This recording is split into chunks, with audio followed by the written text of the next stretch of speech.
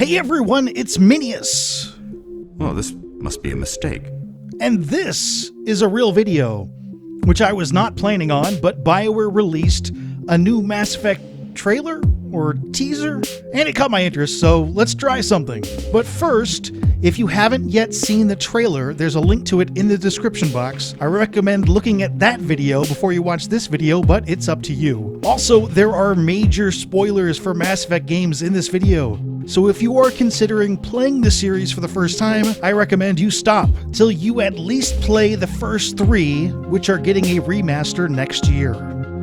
Since N7 Day, we've known we were getting a brand new Mass Effect game, we just didn't know anything about it. But this teaser gives us a lot. I'm going to go over everything I saw in this trailer, but in the order most interesting to me, because there are some things I want to point out right away. It starts out with a lot of eye candy and audio, but let's skip to here. This is a busted mass relay.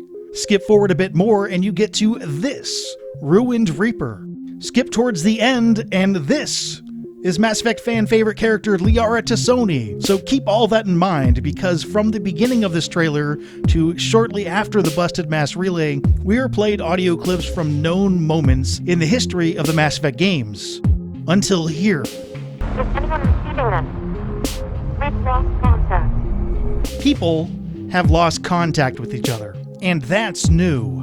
The Mass Effect trilogy is defined by branching paths. Sometimes it's as small as a minor character dying off, all the way to the extremes of Mass Effect 3, which breaks the universe into 4 distinct directions. So, if the Mass Effect universe is continuing past the trilogy, which ending scenario allows for all of these things? We'll start by looking at Liara because that's easy. She is the only character that survives basically every trilogy scenario. Even if you stand back and let the Reapers wipe out the galaxy's advanced civilizations, she gets away and leaves future cycles a message which allows them to eventually overcome the Reapers. I think if you have low galactic readiness in Mass Effect 3, your squad can get wiped out, which would kill her if you brought her along. I haven't actually tested this, but her being in a new game taking place after the trilogy makes plenty of sense and is not hard to do. She also isn't much more than 100 years old during the Mass Effect trilogy, and Asari lived for about 1,000 years. But let's look at the other 3 things I pointed out. Busted mass relays, ruined reapers, broken contact between locations. Only the destroy ending option allows for all of these things. If this teaser displays events leading up to or in the announced Mass Effect game, then it looks like it takes place in a Milky Way galaxy where Shepard has chosen the destroy ending, which leads to Reapers and ruins, busted mass relays, and people losing contact with each other.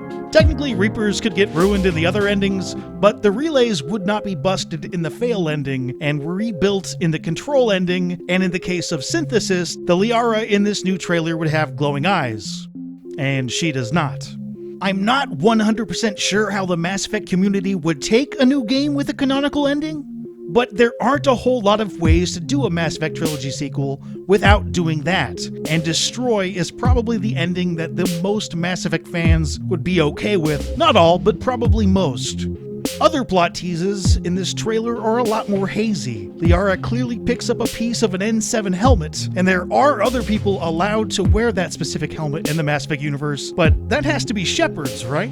One of the most important points of the Destroy ending is that Shepard can survive, and I'm not sure if that is a corpse, but it certainly is a bunch of chewed up N7 armor.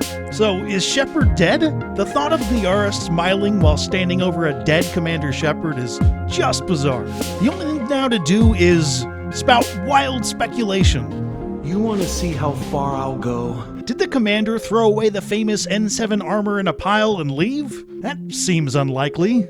Did Liara just discover Commander Shepard's corpse and then smiles because she's going for a new Lazarus resurrection project? That doesn't seem necessary. In the Destroy scenario, Shepard could already be alive, and a repeat of the Mass Effect 2 beginning does not seem worthwhile. I'll go with it's significantly in the future, and Liara has discovered a memento of her now long-dead captain and smiles with the memory that brings. It's the only way this smile makes sense to me, but there just isn't enough information in this trailer to say for sure. Zooming in on this ship and its crew hanging out doesn't actually offer distinct facts on the new game either. Apparently this ship is called the Mud Skipper, and that's a Solarian, Krogan, and probably a human, or maybe even a Prothean, which would be odd. The only thing I can take from this for sure is that there's a ship that goes from planet to planet with a crew. In other words, it's a Mass Effect game, but we already knew that. So, who is the captain? Who is your playable character? Who are these guys? I'm sure a lot of people would enjoy playing as Liara, but by far the most requested aspect of a new Mass Effect game is being able to customize your main character, even all the way down to what race you are. Liara could easily be there as an advisor, or commander, or even a squad mate, and exploring a broken down Milky Way with her nearby actually sounds like a lot of fun. Her inclusion is certainly a way to re-energize the Mass Effect fanbase, which isn't in the most enthusiastic spot right now. Getting other popular characters past Mass Effect 3's ending is more difficult. Any of your Mass Effect 2 squad mates can die during the suicide mission, and Kaidan, Ashley, and Rex can die in the original Mass Effect. And you can't rule out Commander Shepard as the main playable character. This helmet shard is one of the very few pieces of hard evidence this trailer gives. It basically says Shepard was here. There's still a lot of wiggle room, loopholes where certain characters or maybe even the Geth are still alive, but there's a super important thing to point out, and that's this. I don't think this game is close, and you should not want it to be. We've seen what truncated timelines do to video games, and I hope this game is given enough time to be built into a full experience. And Dragon Age 4 is almost certainly coming first, so 2025? 2026? You might still be alive then, so relax and hope there's enough support and commitment from the big guys to make this thing work. Now, let's get back through the bunch of audio at the beginning. This trailer starts out with a look at the Milky Way and goes through events in the history of the human race. The first quote, "We know now that in the early years of the 20th century, this world was being watched," doesn't actually have any known lore to back it up.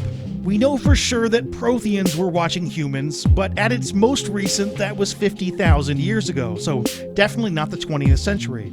The major races operating in the Milky Way during the 20th century, or at least what was publicly acknowledged by their major figures and/or governments, almost certainly had no idea humans were there. Going through random mass relays to explore was forbidden due to the fear of finding dangerous species on the other side. It is possible that some other race, like the Geth or some secretive group, we know the Solarian and Asari governments proved to be very, very sneaky, knew that an intelligent species was on Earth, but nothing in any game, book, or any other piece of lore I know of has mentioned this so far. This particular audio clip could be a plot point, but I'm chalking that line up to being some spooky/intriguing dialogue tossed in at the beginning of the video as an attention getter. There's some audio from NASA in the mid-20th century, and then this. Secure station. Unknown vessel approaching. We need first contact protocol. Which is some previously unheard dialogue dating back to the First Contact War, a well-documented historical Mass Effect conflict between humans and Turians, which took place just 26 years before the events of the first Mass Effect game, and which has a large influence on that game's plot, being the initial trigger point for ME1 villain Saren's hatred of the human race. The referenced Arcturus station was the main base for the human Alliance Navy and was a jumping off point for the humans' counterattack against the Turians in said First Contact War. That brief conflict was brought to a swift diplomatic conclusion which introduced humans into the galactic community, as referenced by the next quote. "Humanity now stands as partners in the galaxy." Then there's a quick reference to the Andromeda Initiative. Arc-6 is away. Godspeed. Was that Arc-6? The never-found Quarian, Anar, Batarian, Elcor, and Volus arc? It's a strange reference. If you skip all the way back to the beginning of the trailer, you can clearly see the Andromeda Galaxy. So they're clearly acknowledging that Mass Effect Andromeda existed. There is a chance they'll try to merge the two series, but I think it's more likely that this is simply a nod to the Andromeda series, which possibly is spread throughout this future title. The next stretch of audio is plain.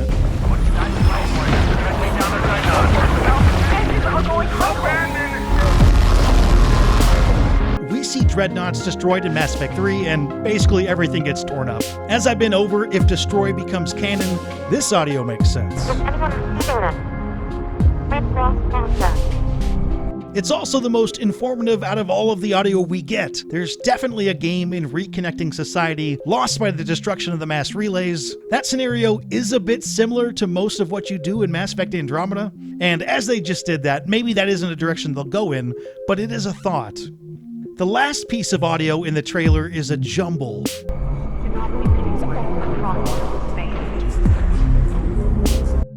I tried slowing it down to break it apart, but I just don't have the expertise or software to separate that audio properly. Here's what I got.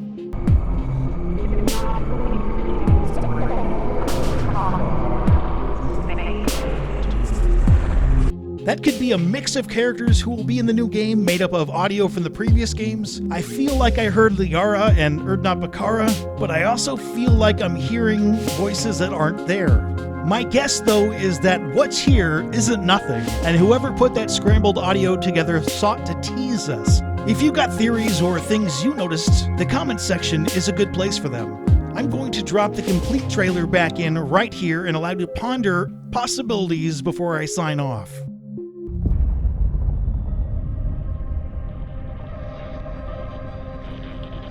We know now that in the early years of the 20th century, this world was being watched. Roger, copy. Eagle Houston, you're a go for landing, over. Ventura Station. Unknown vessel approaching. We need first contact protocol. Humanity now stands as partners in the galaxy. Hawk 6 is away. Godspeed.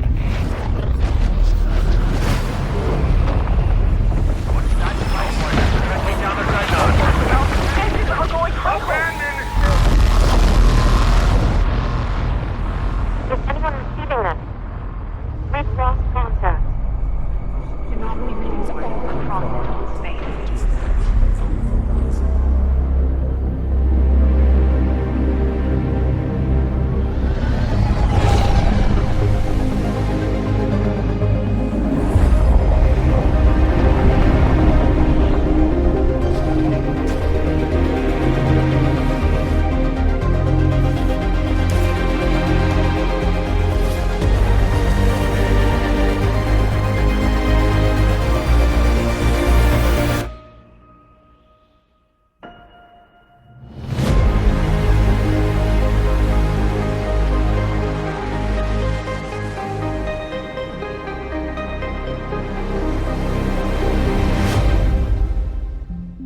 So I wasn't planning on doing any new videos until I got footage from the remaster, but I think I will jump in for anything major. I've got a moderate channel plan laid out in the description box if you're interested. And if you like this video, toss it a like. If you want to chat with me, try me on Twitter at Minius GC. But for now, I should go.